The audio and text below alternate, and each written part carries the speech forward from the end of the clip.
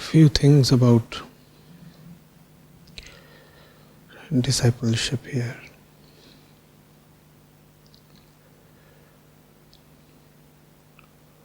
One,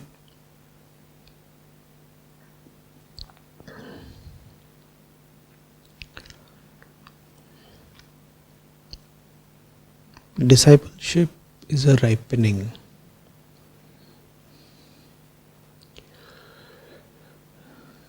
It is valuable.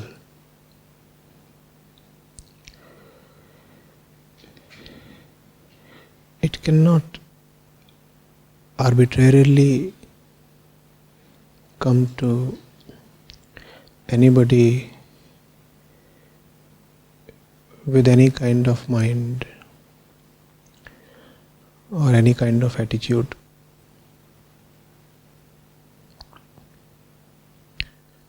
The Upanishadic tradition is full of worldly and materially successful and accomplished people going to the sages.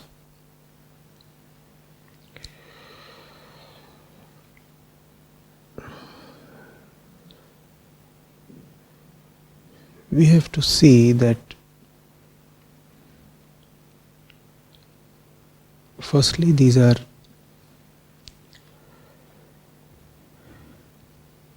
talented and industrious people.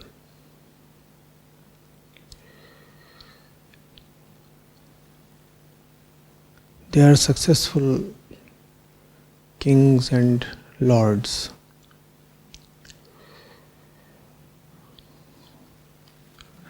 They know the ways of the world.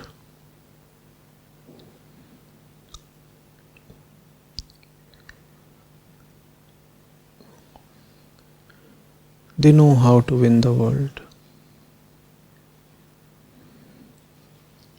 At least they are not victims of others' shrewdness and their own indolence or dullness. For these are the two things that prevent a person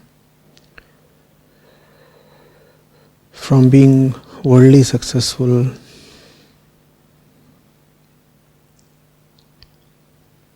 or rather make a person the slave of the world. First is, if you are so naive or ignorant or greedy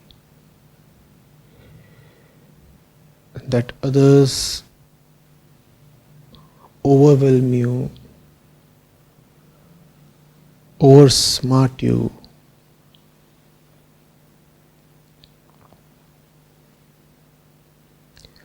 overpower you,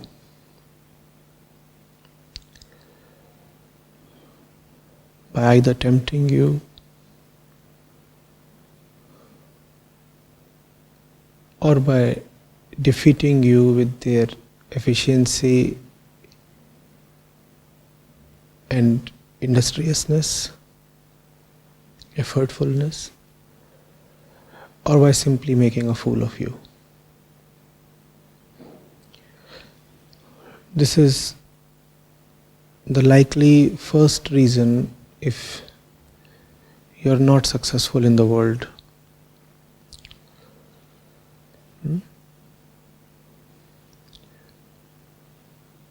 Others are able to deceive you.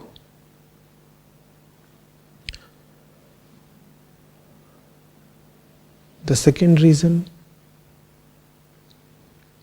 is inner. Inwardly you are so slothful,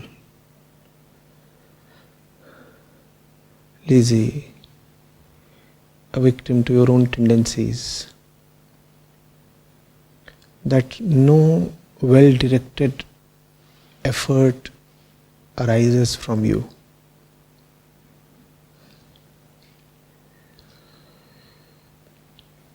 So how will you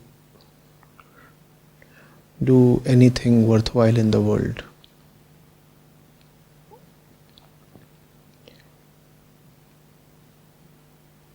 Now, it is not very significant that those who often came to the sages were kings. What is very significant is that those who came to the sages did not carry either of the two follies we just discussed. Two follies was, one, they were not so naive that the world could take them for a ride. They knew the ways of Maya when they saw Maya in others. And two, they were not inwardly dull or lazy. They could see Maya in themselves as well. So these were people with a certain qualification. And I repeat, their qualification is not that they were kings. Their qualification is that they knew Maya and were successful against it, at least to some extent. A bumbling idiot will not manage to stay king for long, or would he? So if somebody is a king, we know that he holds at least a certain degree of mental sharpness, right? Even if we say that the fellow just happened to have the kingdom in patrimony because his father too was a king, yet he won't be able to carry his inheritance for long, right? If he is an utter idiot.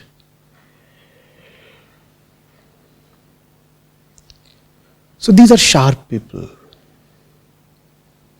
right? Sharp enough to manage the state and also sharp enough to see what's cooking within them, what's empty and hollow and a begging within them. Do you see this particular combination? We are talking of the disciple. We are trying to go into the mind of the right disciple. First thing, the right disciple cannot be the one who is tempted or scared or defeated easily by the world. Right? And that's why it holds significance that these people, Shaunak and Janak and many others, they are kings. And the second thing about the disciple is that he sees that, well, I do succeed in the world and I probably can succeed even more in the world, but it's not all quite adding up. Something remains to be fulfilled within. Getting it? I'm not someone who is so incompetent that he cannot even win a small worldly battle. I'm not that kind of a fellow. I do win battles, if not all, at least many of them. But it's not sufficing. Getting it? Not that I'm not winning battles, that's another kind of a problem. I'm not succeeding at all in the world. That's another kind of a man. We are not saying that kind of a man is fit to be a disciple. This is a different person who says, I am indeed winning in the world. If not everything, then at least a lot of things. But it's not sufficing.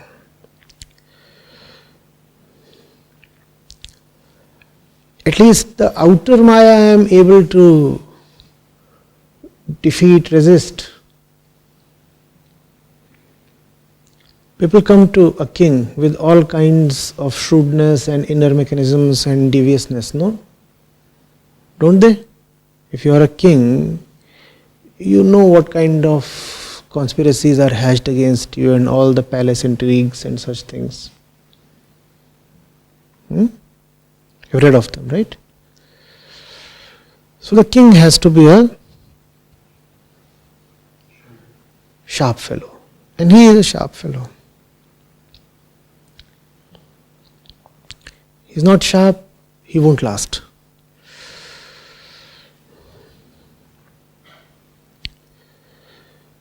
But he also sees that for all his sharpness,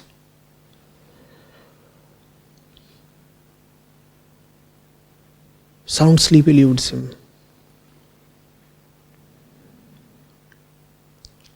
He is sharper than probably the rest of the world, yet not sharp enough for himself. No, that's the problem. He's sharp enough to beat the mechanisms of the outer world, yet something sits within that he is not quite able to make sense of, read.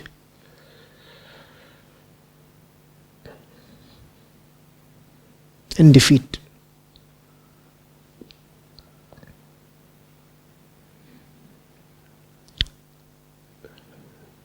This is the disciple. This is the kind of mind that is needed.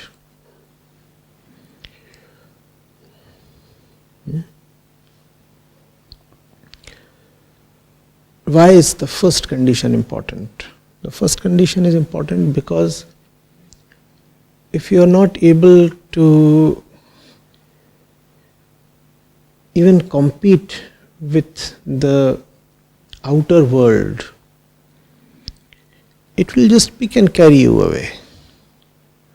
And you can be carried away in two ways. One, you are blown away against your wish, almost kidnapped. Two, you are tempted and lured away. There is not much difference in the two. Somebody could forcibly just pick you up and take you away if you are powerless. Equally, if you are powerless, you can be dangled a carrot and tempted away. This person is not fit to be a disciple. That's why we see a lot of kings in the Upanishadic narrative. The world will be able to neither overwhelm them nor tempt them. So you have to ask yourself,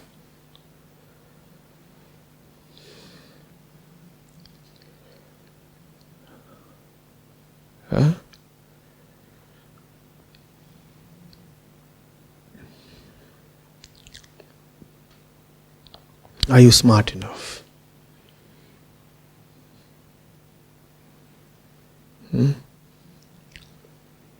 If the world is sly, you at least need to be smart enough to read the world's slyness, no? Or would you match slyness with stupidity? Tell me, please. You need not match slyness with slyness. But you at least need to be smart enough to know slyness where it exists. You're getting it?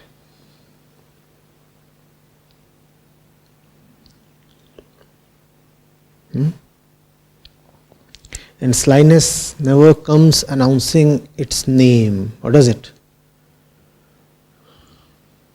Yeah? Will shrewdness declare itself?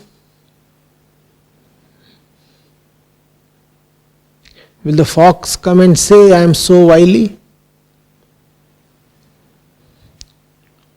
To the chicken, it intends to pick up? No. You need to have the smarts to see slyness behind its disguise. The disguise is the slyness, no? Is it not? If it is not disguised, it has no power.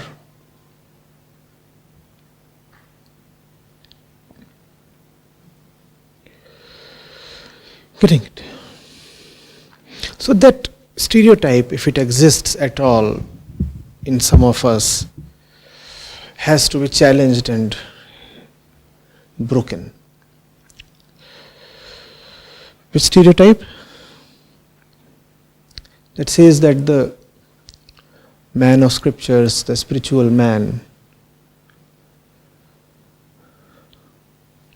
is a simpleton.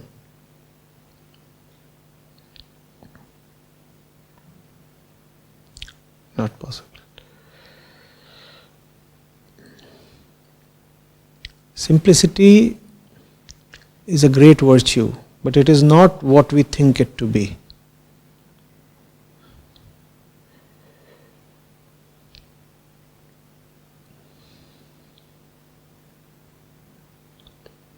There is a great difference between innocence and ignorance.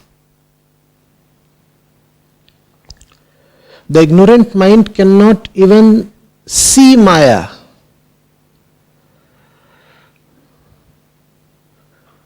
And therefore remains happily blissful. So you say ignorance is bliss. Right? That bliss is obviously both temporary and dangerous.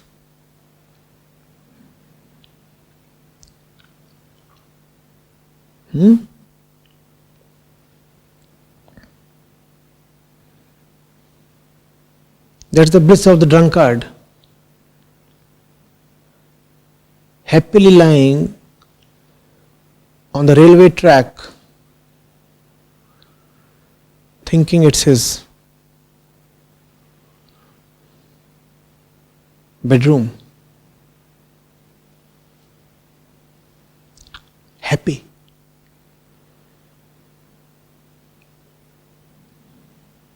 The happiness won't last. It's temporary. And this happiness would lead to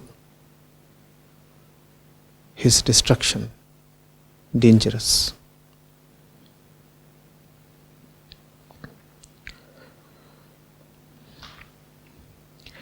True simplicity exceeds cunningness.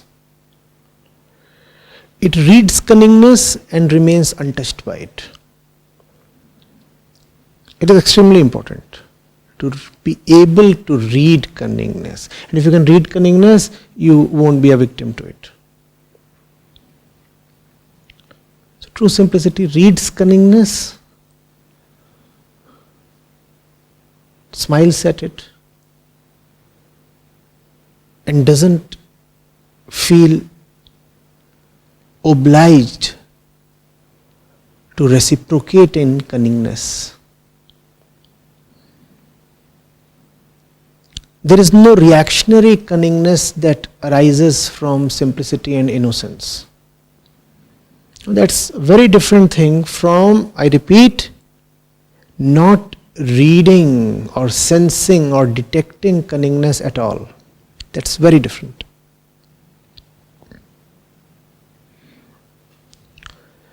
Usually we have only two kinds of people. One who cannot even see Maya where it exists and therefore remain happy like our drunkard. There is no Maya, I am happy, my life is cool. No, I have a nice life, nice neighbors, nice everything. The sunlight is so nice, my job is so nice, my family is so nice. Yeah. My bed is so nice. Oh, what's that? Whistle? No. That's probably some video game my little Johnny is playing. No. That's not the train approaching on the tracks. No. I'm on my bed. What kind of train are you dreaming of? There's no train. I'm happy.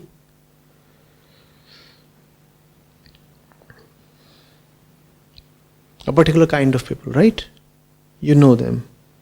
You meet them. They just don't see any evil anywhere. For them, evil is fiction. For them, evil is in the movies.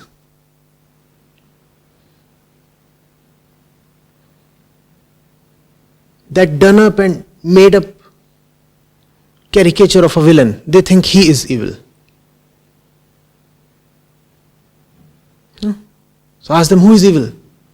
And they will say, well, that demon with 10 heads. Because they live very gross lives, therefore they cannot see the subtle evil where it exists. Evil to them has to be a gross entity. So gross that it announces itself by carrying 10 heads. Now come on. Will the evil one ever announce himself so loudly that he'll declare, show, proclaim his 10 heads to you and laugh as the villains do?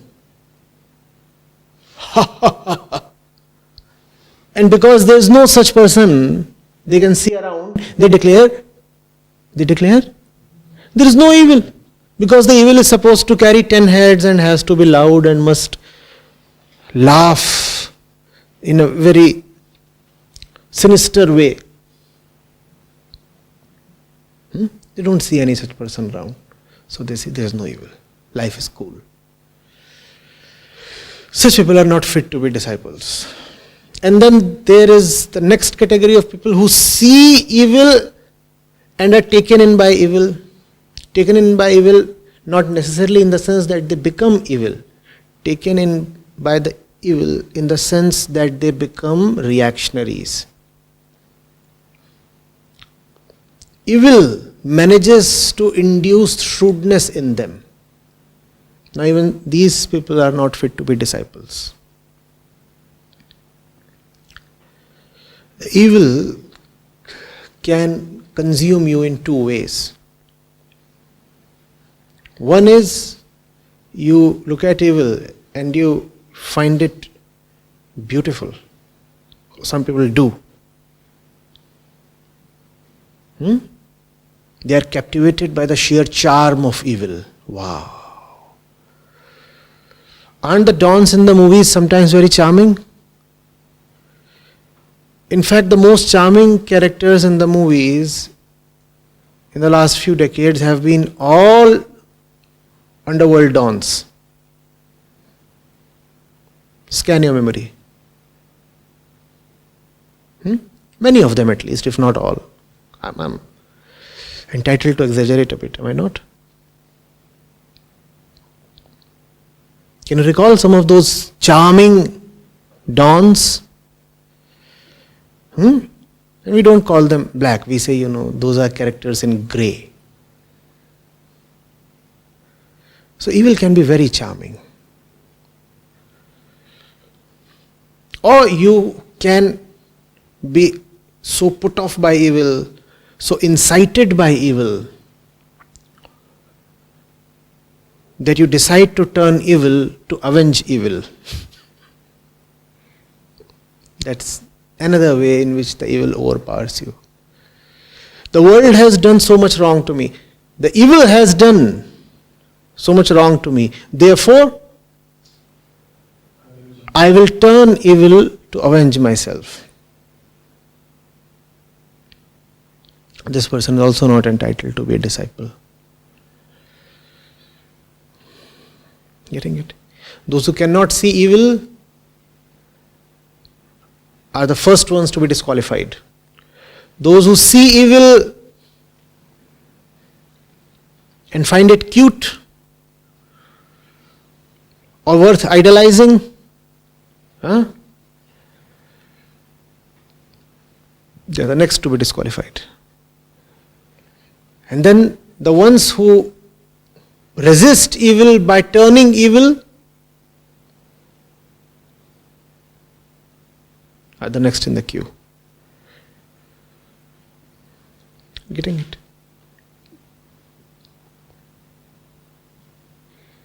Simplicity is about seeing evil, seeing Maya, and walking past it. How do you do, lady? Have a nice day. I have work to do. Can't just stand and gossip with you. Get it? And I know you, auntie. Don't feign a face. Drop that mask. I know you. Yeah, to keep you in good humor, I'll say you are cute. That doesn't mean I'll fall to your charms. Good day, lady. Take care of yourself.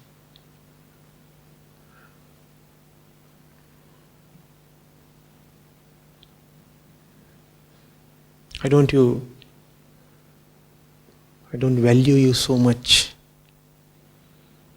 that I'll stop in my tracks.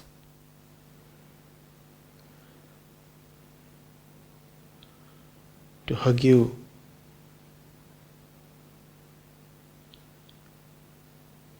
I won't stop even to abuse you.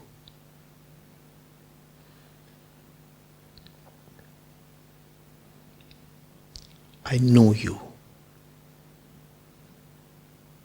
Get this. Won't embrace you, won't abuse you. I just know you. Just know you. That's simplicity, that's innocence. The knowing element is paramount. Unfortunately, most of us just don't know Maya.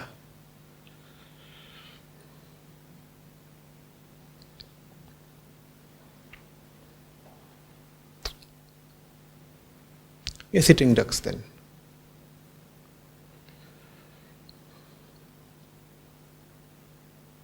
If you don't Maya, that gives you no protection. That only gives you a certain righteousness.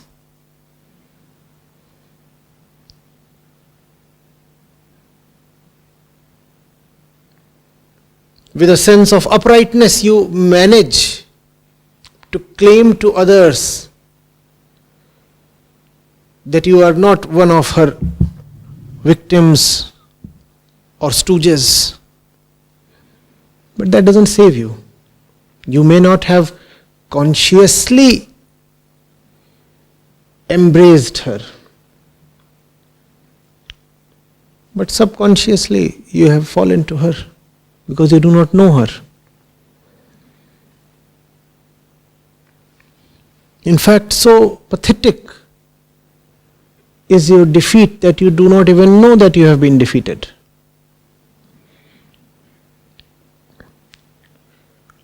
She has overpowered you, and you do not even know you have been captivated. So it's no excuse. All it can give you is some moral kind of ego boost. Well, you know. In my knowledge, I have never done any wrong. In my knowledge. No, your knowledge itself is so narrow, so blind. Outside your knowledge, you have always been wrong.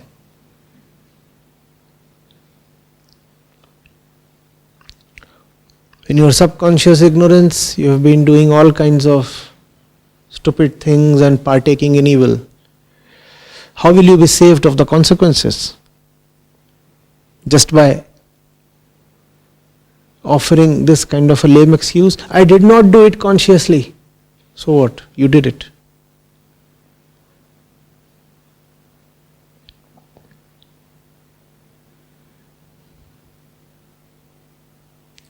Getting it?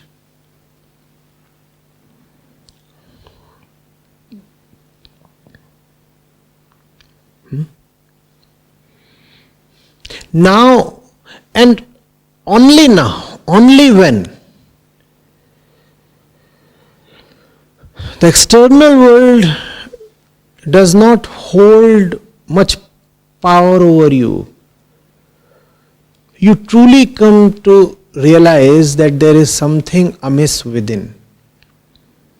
You cannot have an inner focus if the external is taking away all your energy and attention.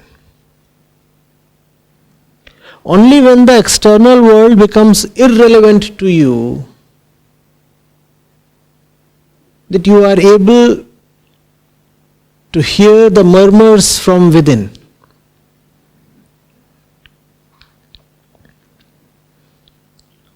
I said irrelevant. I did not say you have to be an outright winner. What do I mean by irrelevance? Walking past. When you walk past something, you have made it irrelevant to yourself. Only when you come to that condition, when you know evil and walk past evil, you have made the evil irrelevant. It does not hold any meaning or significance to you anymore. Now is the time when you can listen to the internal noises.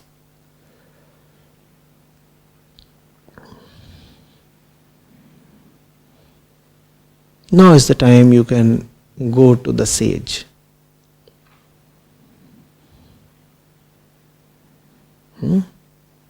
Again, a disclaimer here.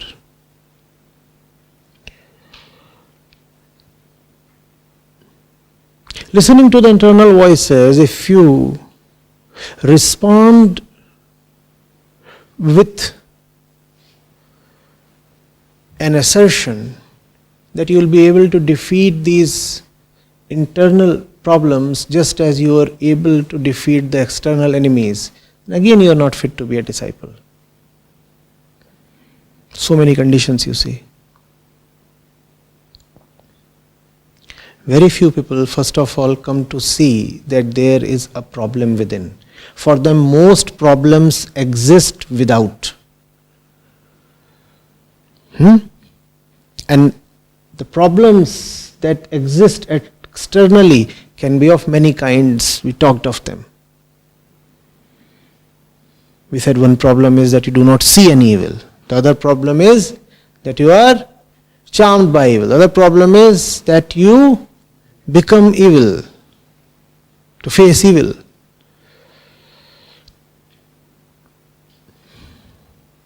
And there can be many other subvariants of these things.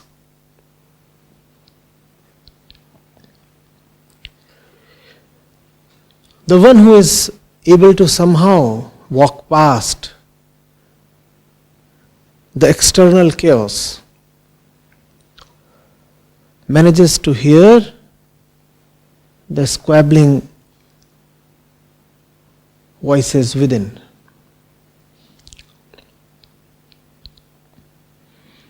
Again,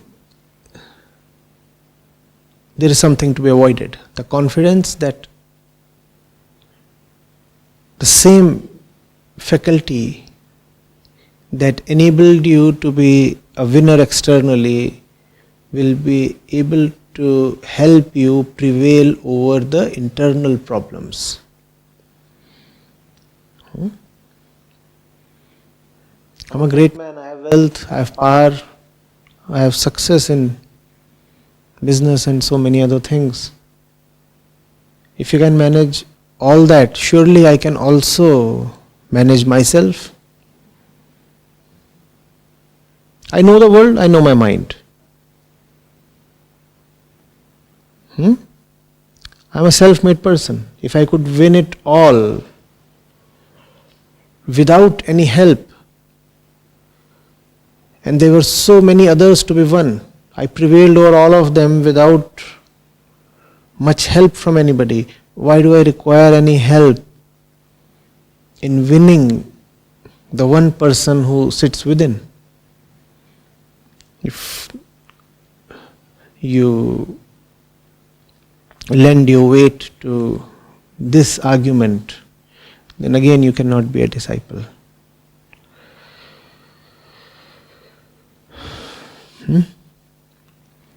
It's a very peculiar combination.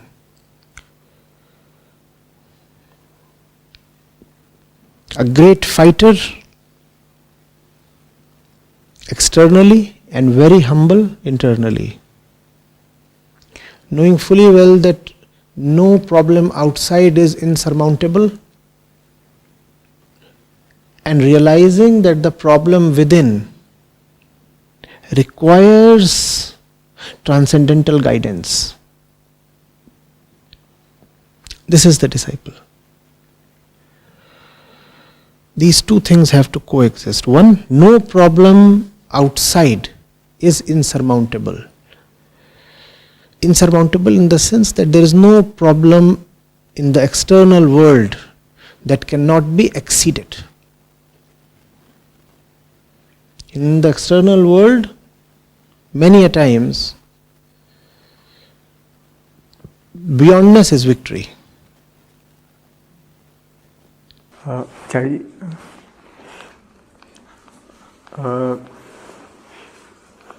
evil it charms you and it also puts you out, like as you said.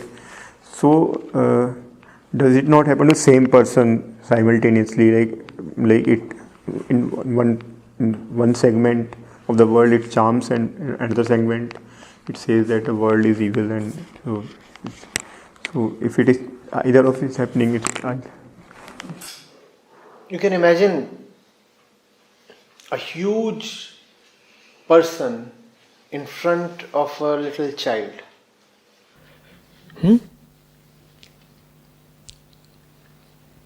A huge person with long arms. Each arm much longer than the child's entire height. And what does he do? With this arm, with this hand, he slaps the kid. Pretty long arm, slaps. And the child runs away. And with this arm, he offers him a toffee, a candy, a sweet, something.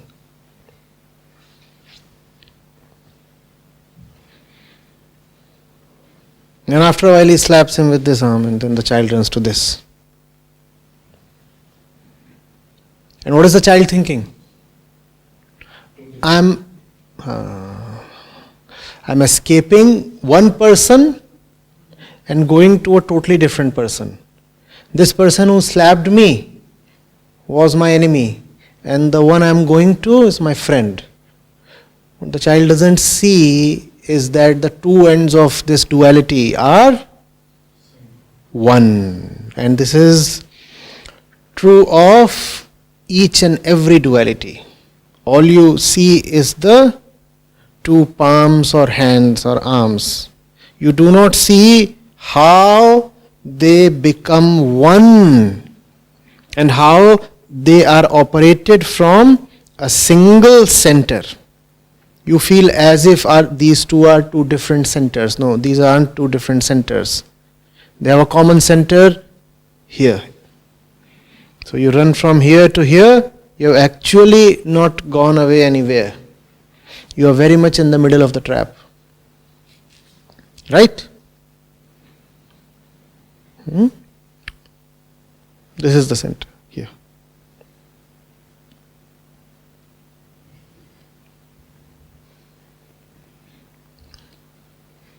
This is us. This is the entire world performing simple harmonic motion.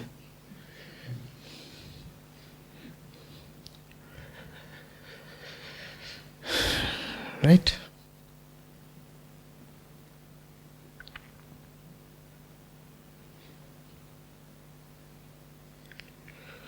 It's very difficult to see, right? In your moments of pleasure, that pleasure is pain. But if you can cultivate this practice, it will help you a lot. Believe me. Whenever you feel overwhelmed by excitement, the so-called positive excitement, something good is happening to me or is about to happen to me, in that moment, in that very moment, remind yourself, I'm preparing for a disaster. I'll be hit very badly. The more you find yourself excited by pleasure, in that moment tell yourself, इतनी जोर की पड़ने वाली है. This is going to hit me really hard and very badly, very badly.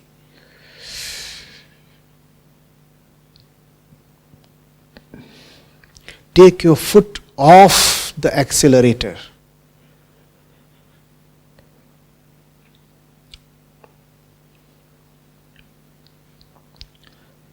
The speed, the revving of the engine, it all depends on you, mind you. None of it happens totally without your permission. You may not have built or designed the car. You may find yourself accidentally seated behind the wheel. But still, you are the one with the foot on the pedal.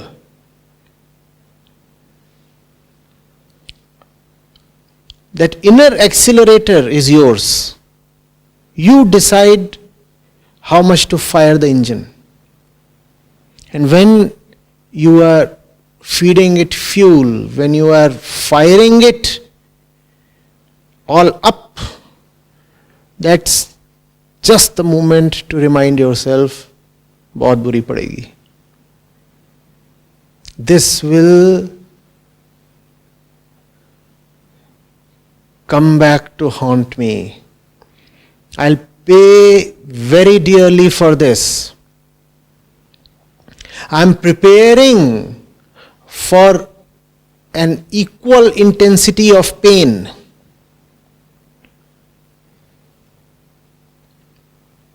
Choose your dialogue, inner one. Mine is बहुत बुरी पड़ने वाली है. It happens. There are days when the world is just all pink.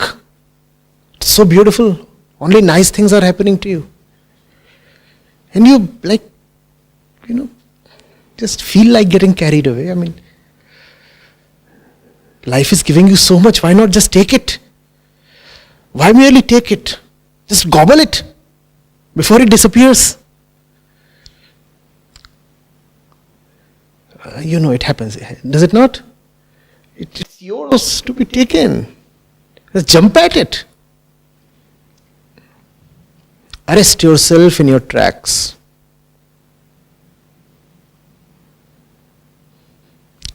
Apply the inner brakes.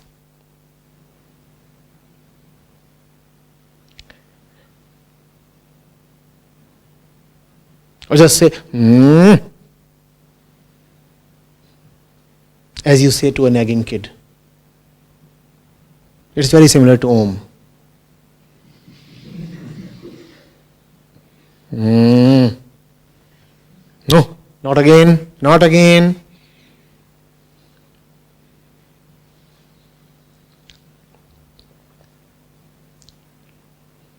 Otherwise,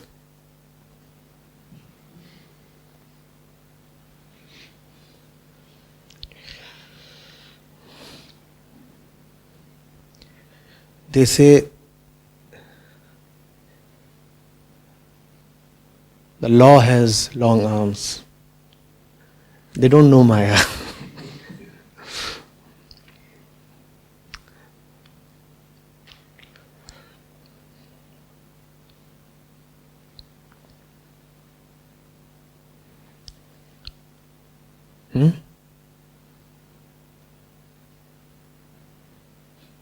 She holds the entire universe in her two palms. She is the directions. The moment you say directions, you are talking in duality, aren't you? Maya is directions.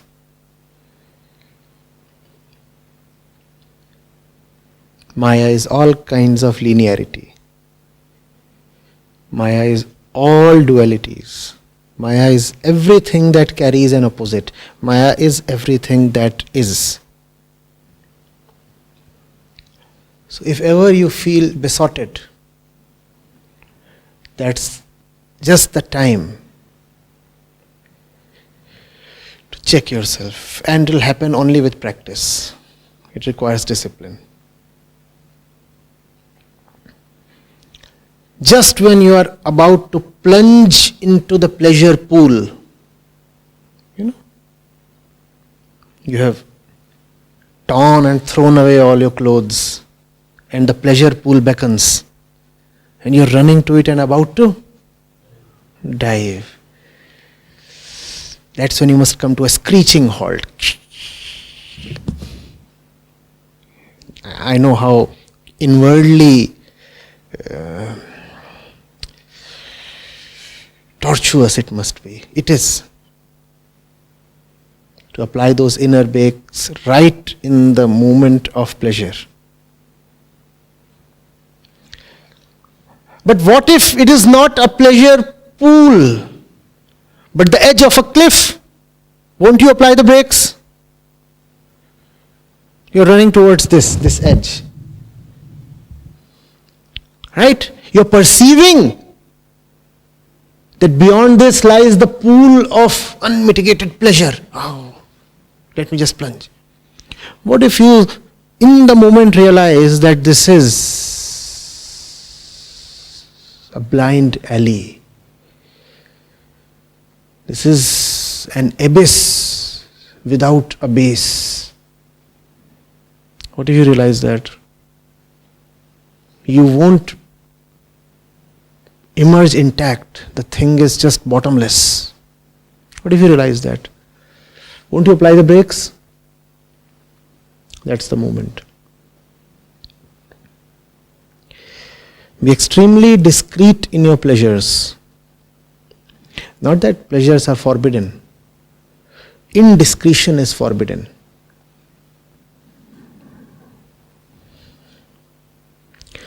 Apply the brakes, stand there, watch the pool, inquire into it. Most of the times, inquiry will evaporate the charm. The moment you just stand still and investigate, you'll find the charm, the attraction is all gone. But if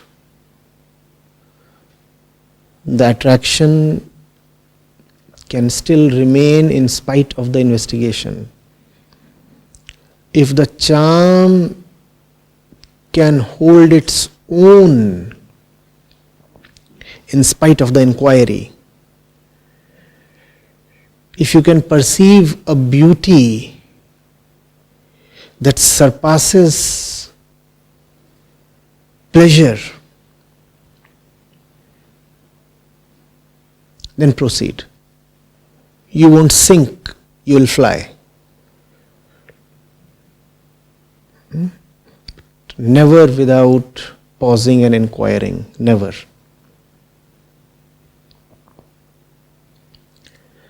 Getting it?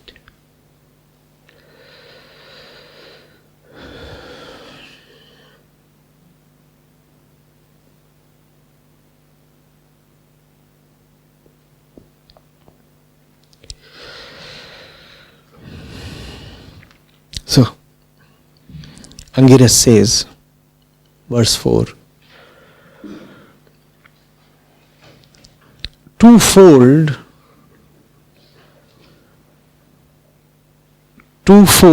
is the knowledge that must be known, of which the knowers of Brahma tell higher knowledge and lower knowledge. What has Shaunak asked? Tell me that which encapsulates all knowledge. What does Angiras say? Knowers of Brahm talk of two kinds of knowledge, higher and lower. To him thus spoke Angiras, twofold is the knowledge that must be known of, which the knowers of Brahma tell, higher and lower knowledge. Then, verse 5, of which the lower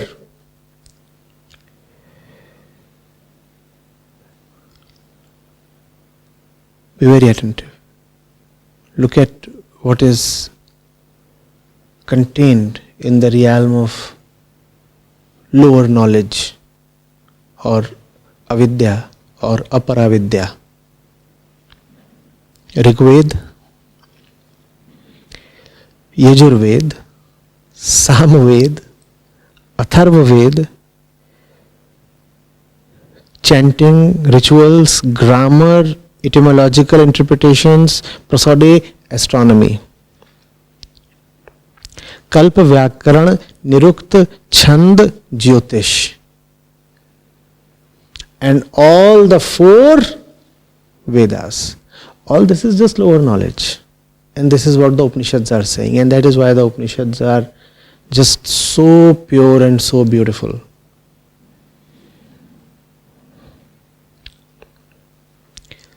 The Upanishads are part of the Vedas.